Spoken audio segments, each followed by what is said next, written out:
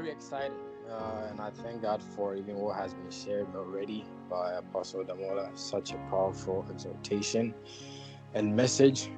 So I am very privileged and honored to be a part of this beautiful thing that God is doing, and especially as a leader, I do not take it for granted at all.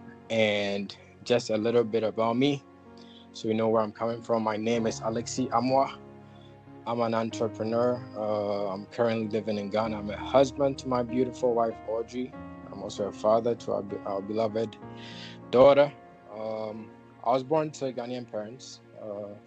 And growing up, I was the firstborn son amongst six, basically, first son among six siblings. I was the fourth born. So if we were six, I was the only guy until later on my little brothers came. So basically, growing up, I was mostly around females. My mom, my siblings, and we always had at least one maid servant. This is back in Ghana, when we were in Ghana. Because my dad worked overseas, so he would usually come maybe twice a year just to spend a month. So I kind of grew up being called, soft by a lot of people, like even my own cousins. I'll be playing soccer with them. I get bullied, they call me a girl, actually. Some call me a girl. So I kind of grew up with this ache to be tough. And so later on, we moved to the States when I was about 15, 16. And this ache to become tough, got me into some unnecessary stuff. We all know some of them. But God intervened, because God had a plan for me. He had his hand on me ever since I was a young boy, and he said, I know what I want to make you, and I'm not going to let you go astray. So by the age 17, God intervened and just transformed my life. He reached down and saved me. God got a hold on me, and he got a good hold on me, because being an introverted person I like to, especially in those days, I like to be by myself. And so I spend time with God, especially in those days. And I really got to understand his ways. And he blessed me with some men, especially some brothers that helped me get understanding as to how to walk with God. So I fell in love with priesthood, fell in love with ministering to God. I became a worshiper. I remember in those days, those were the days that iPod, you could have like 1,000 songs, and I'll just literally have my earpiece on and just be worshiping like so much. There are times that in class, professor will be teaching in college back in the States. Professor will be teaching, and I wanted to worship God so much, I'll actually leave the classroom just to go to an empty classroom to worship God, and come back when I felt like it has lifted. But I did get A's, by the way, so it's not like I missed my classes. But it was. I'm just saying that to show how much of a worshiper I had become, and I fell in love with God. I fell in love with the things of God, just offering sacrifices of worship, and just remember even some summer internships. I'll just as God will let me do. He would tell me I gave up some summer internships just to spend more time with him during the summer.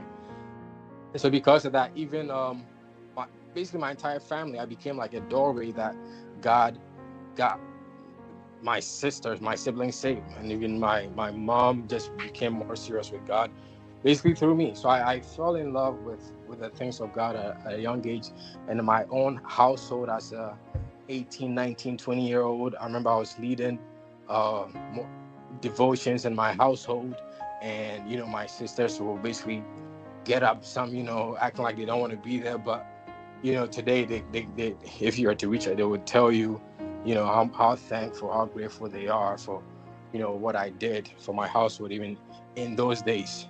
And it, even kinship, I fell in love with the Dominion mandate, because one thing as growing up, I was struggling with sin, like we all do, struggling, especially as a youngster in the States. You're hanging out with all these boys, you're struggling with porn, masturbation, all kinds of nonsense. And so when God got a hold of me, one of the things that even pushed me to him, that when that preacher was preaching that night, got me to raise up my hand and say, yes, I am a sinner, was that sin that I wanted to overcome. And so when I finally gave my life to him, I started walking in his ways, I realized one thing he wanted me to become was a king. It manifested through me having power to overcome the desires of my own flesh, to overcome the temptations of sin. And that felt good, because finally I didn't have to succumb to the desires of my own flesh. Now I can control myself, and it felt good. But then the people, the boys, the guys that I used to hang with, before I got saved, they'll act all tough, act all, like, how they do. But they're not in dominion. Their own flesh has mastery over them. And so I really loved it. I love this whole headship mandate, this dominion mandate. Then again, and I've even read books about men like John G. Lake, who walked in such power over, walked in the power of God over sickness, and in demonstrating the gifts of the Spirit. I fell in love. And by the grace of God, we did some of those. And so we started to move in, even exercising the gifts of the Spirit. And we're here today.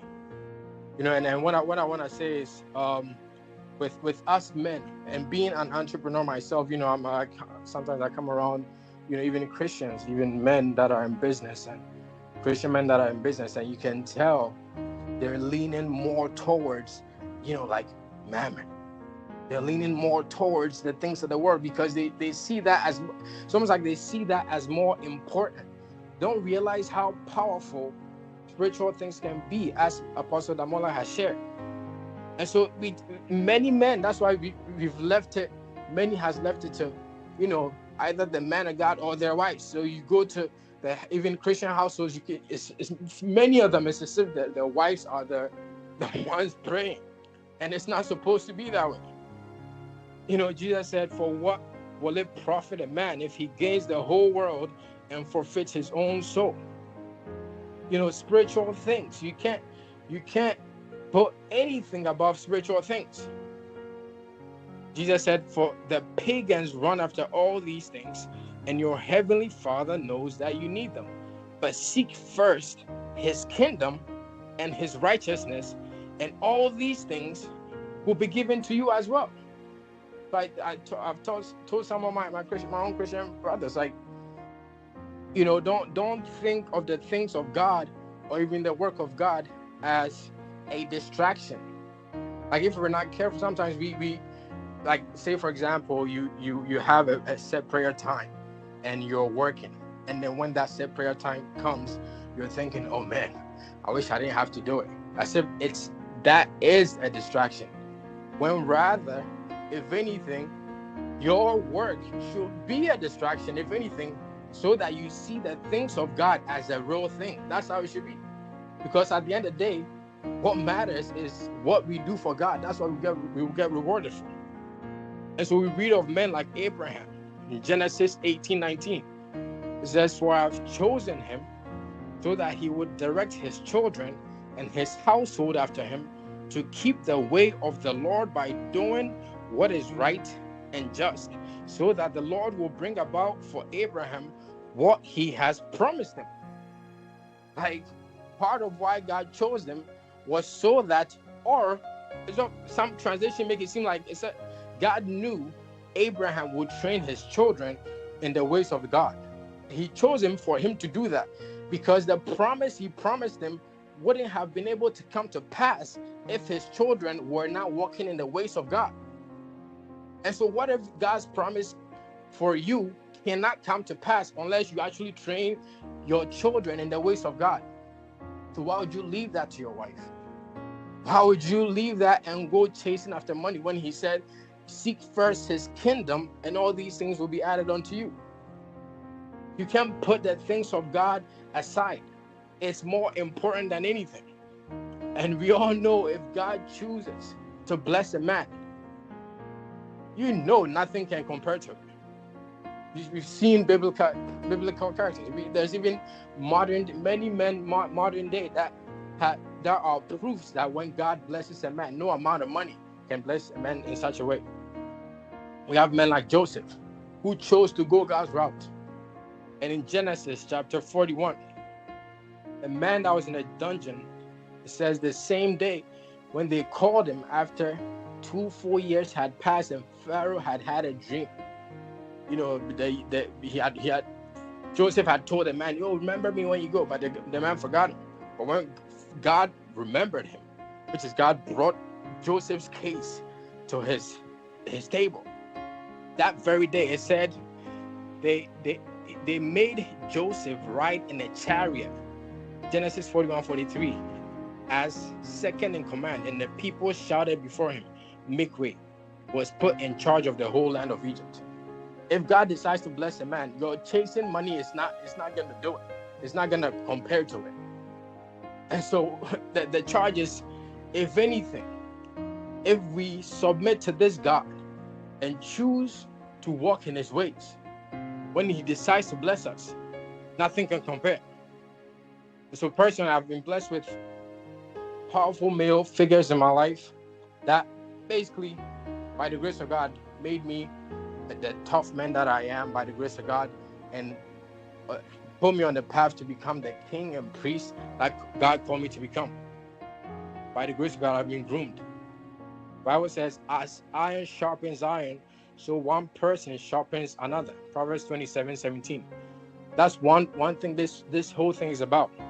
As you hang around men that are on the quest, men that have been trained, men that have been groomed to become these kings and priests unto God, you too are transformed to become like that, because that's how you will really be able to fulfill your destiny. As you're surrounded by these mighty men of God, you're influenced to become like it. You're transformed to become like it. And so I just want to leave with this. Acts chapter 13, verse 1-3. Concerning Paul the Apostle, it says, now in the church at Antioch, there were prophets and teachers. Barnabas, Simeon called Niger, Lucius of Cyrene, Manaen, who had been brought up with Herod the Tetrarch, and Saul. While they were worshiping the Lord and fasting, the Holy Spirit said, set apart for me Barnabas and Saul for the work to which I have called them. So after they had fasted and prayed, they placed their hands on them and sent them off. It was in the community of these believers that God pulled Paul out and ushered him into the ministry that we have come to know Paul as one of the greatest apostles of all time. A man who wrote over 2/3 of the New Testament. Some of us need to be aligned to the call of God on our lives. When we face Jesus on that day and he goes through our book, is he gonna point out everything and say we were able to do it? Or he's gonna say that thing that you are doing is not what I wanted you to do? So the point is by alignment that we'll be able to come into that fullness of the things God has called us into. And that is us becoming kings and priests. And this organization, this ministry is a vehicle for us to become aligned. And so I'm not going to talk long, but that's the little charge I want to give. If you're here, you are in a great place. If you're here, just know that God has pulled you here and you have the opportunity to get aligned and get on the track, on the right path to become the very thing he's called you to become, which is to become a king and a priest, so you can truly fulfill your destiny. Thank you. You love God, but you're struggling at work, in business, in life. Too many believers, faithful but frustrated. Introducing Faith and Works, the intersection of spiritual fire and marketplace success. From raising capital to real-time business audits, growth strategies, mentorship, and career insights from industry leaders. Come draw from the well of wisdom of seasoned marketplace legends who have done it and are ready to show you how. It's not just prayer. It's not just hustle and secure the bag. It is faith with wisdom and divine strategy. Dominate the marketplace and let your light shine in your industry.